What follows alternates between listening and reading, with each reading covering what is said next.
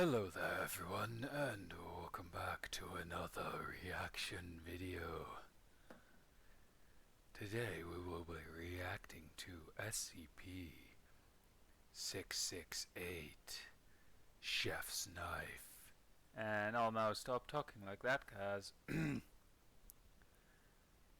throat hurt from that. Anyway, honestly, I just felt like recording a reaction video, and I felt like an SCP, so now we're here. Anyway, let's press play and see what's gonna happen, shall we?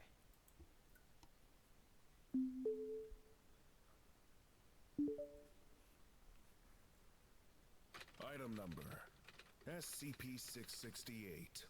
Object Class Euclid. Special Containment Procedures Revised. As of data expunged, no special containment procedures, aside from standard security, are required.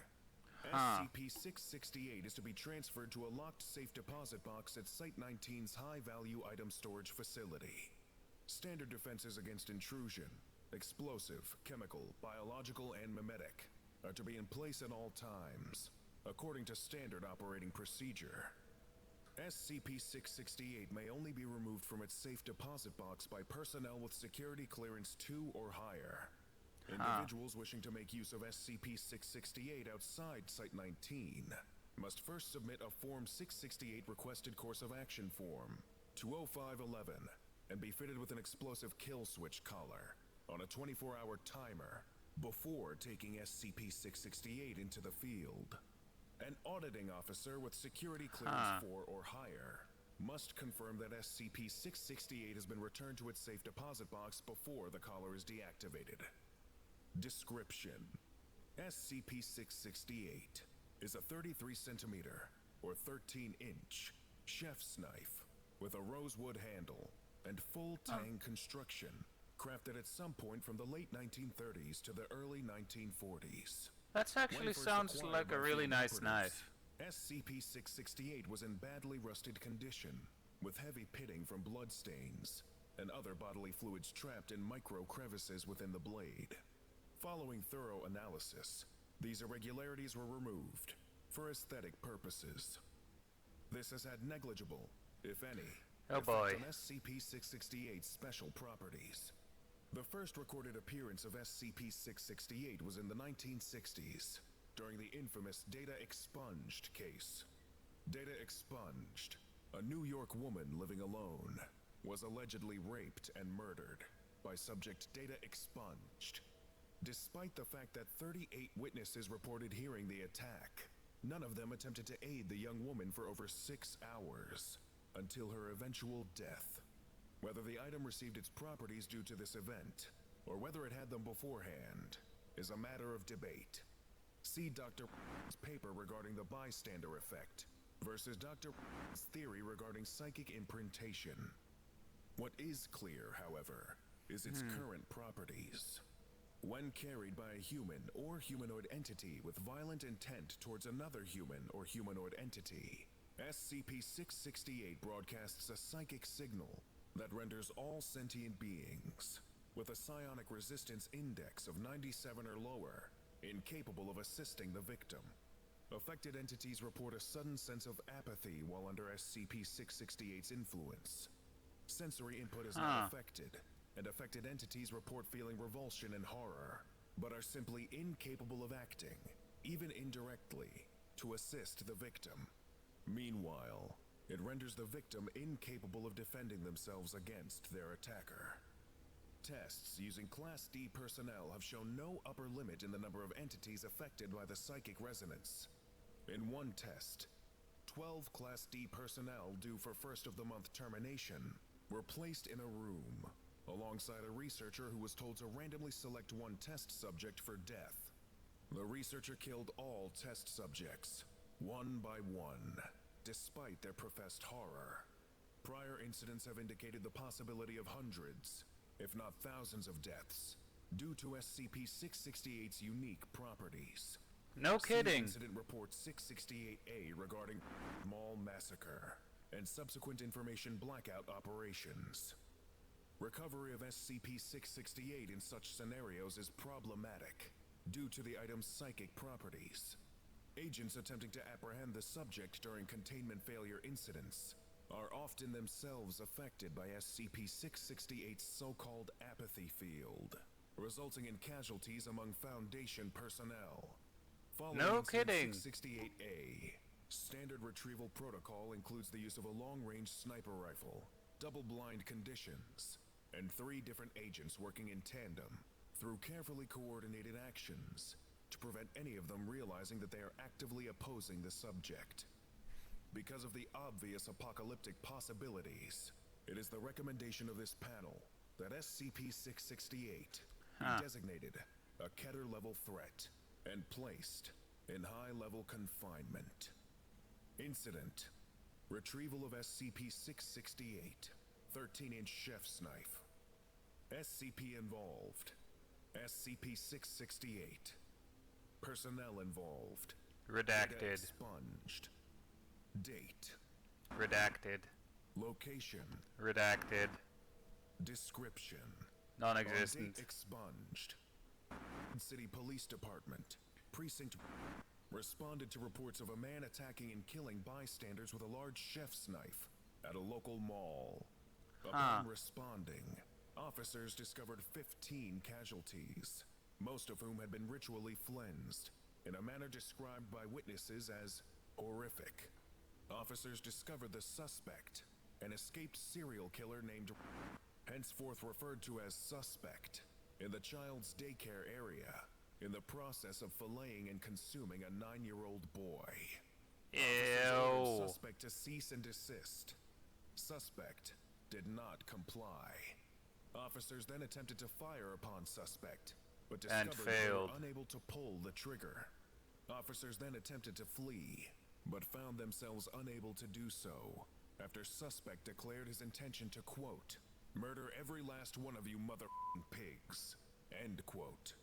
Says the Suspect then pig, by the proceeded to way. get expunged, ending with Cynthia Wallace, a Foundation operative embedded as an observer with the PD. Despite being under severe psychic assault, Officer Wallace, a pseudonym, managed to activate her emergency transponder located in her belt while complying with Suspect's orders to alerting the Foundation of the situation. Mobile Task Force Pi 1, City Slickers, arrived on the scene minutes later, disguised as an FBI Special Anti-Terrorist Task Force. Pi 1 breached the perimeter at corresponding with the moment that Officer Wallace's vital signs telemetry ceased transmitting. Task Force members discovered Suspect standing outside the department store on the 3rd floor of the mall. The police officers' bodies were found suspended from the 3rd floor railing, skin flensed, and arranged in the form of wings, entrails removed, and trailing to the floor. Officer What a Wallace's body was sight to found behold. expunged. SCP operatives then attempted to terminate Suspect, only to discover that they too were unable to fire their weapons. Team leader transmitted a Class 1 Type 73 memetic attack alert to command and ordered the team to withdraw.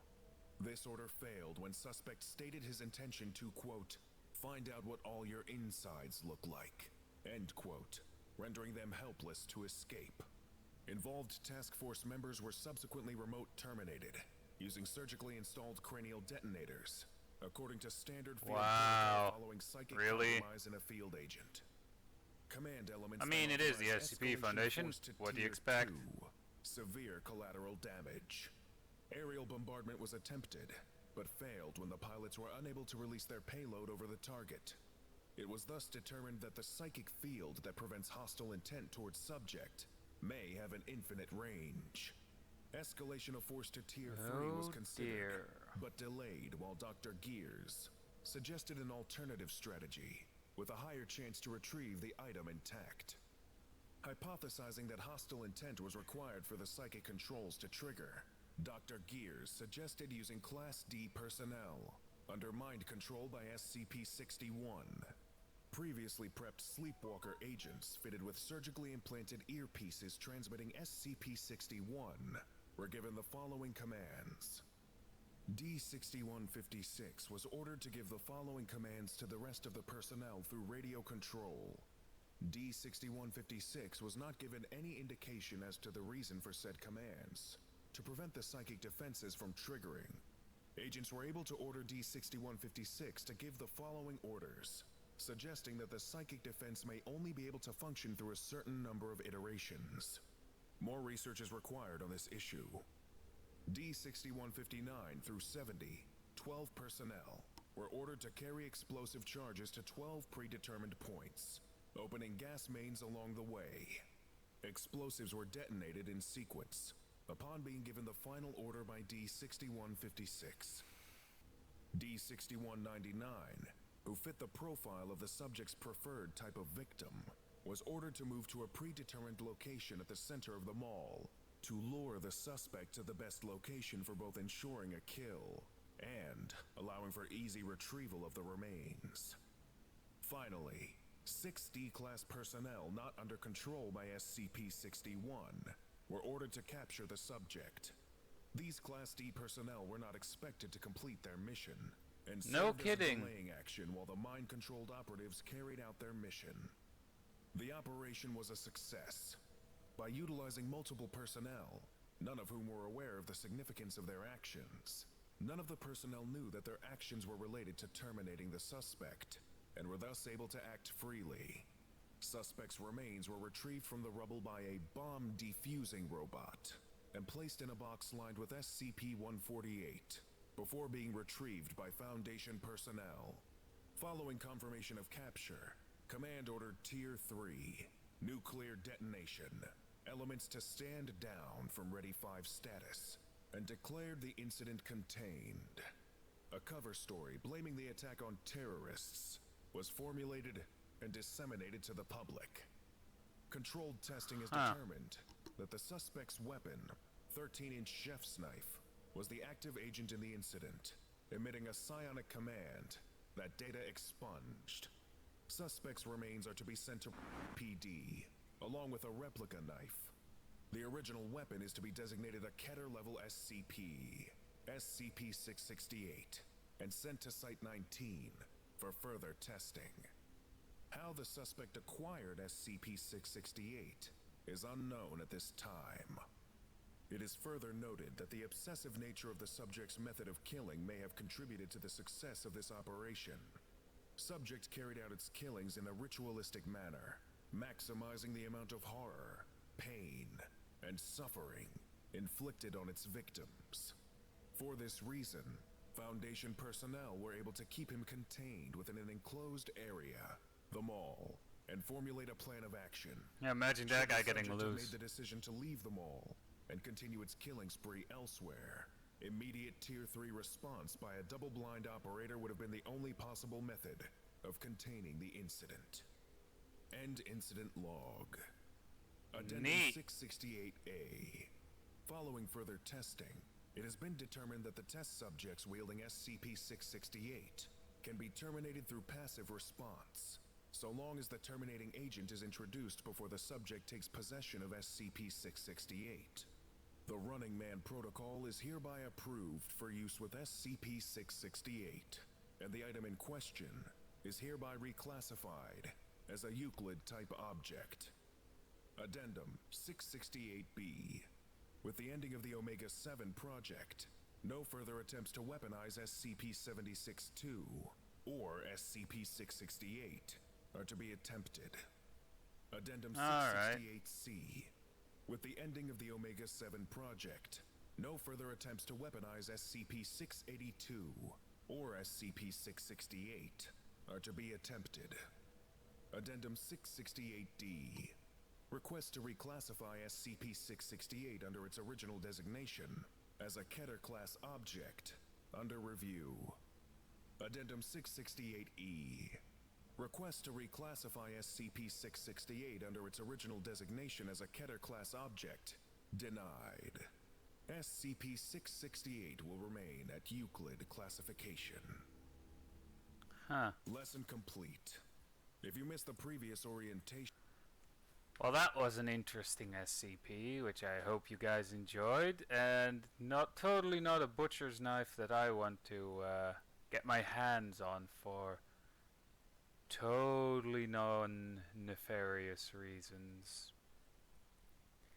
I mean, if the way I play GTA is anything to go by, I would totally not go on a killing spree. Anyway, hope you guys enjoyed, and I'll see you guys in the next video of whatever I'll be making. So yeah, bye!